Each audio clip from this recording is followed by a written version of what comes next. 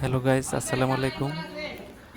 আজকে আপনারা দেখবেন daily blog part 2 BD Rihan অর্থাৎ রিহানের চ্যানেল। এটা হচ্ছে রিহানের আপুর প্রিন্টিং ফ্যাক্টরি। এখানে যারা কাজ করছে তারা সবাই খুব সুন্দর মনোযোগ দিয়ে কাজ করে। রিহানের আব্বু ওদের সাথে খুব ভালো ব্যবহার করে।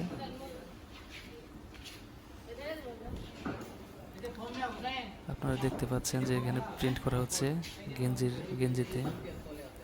উনি হচ্ছে মুকুল ভাই, রঙের ডিজাইন তৈরি করে। ও হচ্ছে হোসেন, হেল্পার হিসাবে আছে, স্ক্রিন পরিষ্কার করে।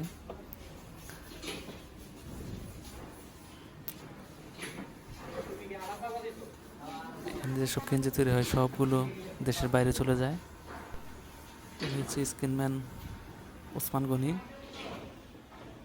এই যে মালামাল আনা হয়েছে, পথের মধ্যে ফেলে রেখেছে, জায়গা নাই, প্রচুর কাজ অফিসে।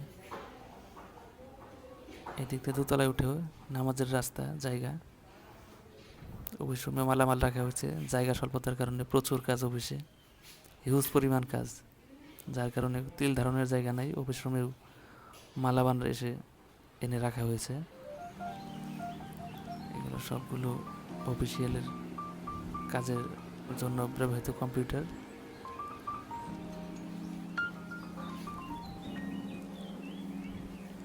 উনি হচ্ছে অফিসের খালা।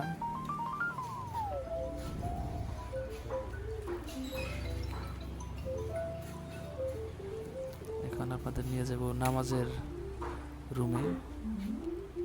নিচতলা থেকে দোতলায় গিয়ে সবাই নামাজ পড়ে। এখন আপনাদের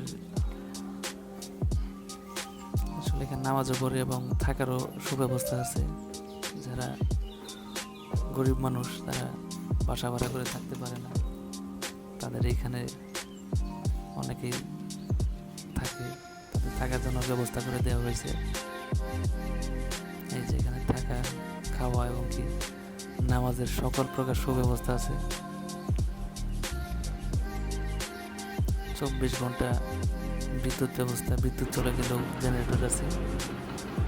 হচ্ছে মামুন, উনি অনেক চেষ্টা করে কোথাও চাকরি রিহানের আব্বুকে চাকরি দিয়েছে, কারণ ওনার একটু শারীরিক সমস্যা আছে।